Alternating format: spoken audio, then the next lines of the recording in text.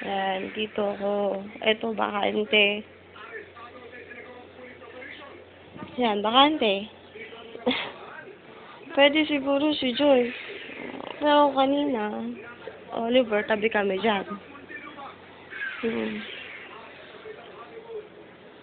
Diba? Ito yung room. Maliit lang siya eh. Yun yung closet. Tapos,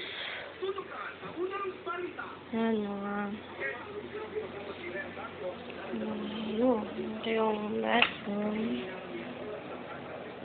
And, yung sa labas, pantal na yan eh.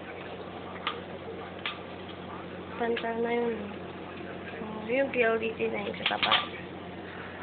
Yan. Nagigising ko. Ba, lungkot?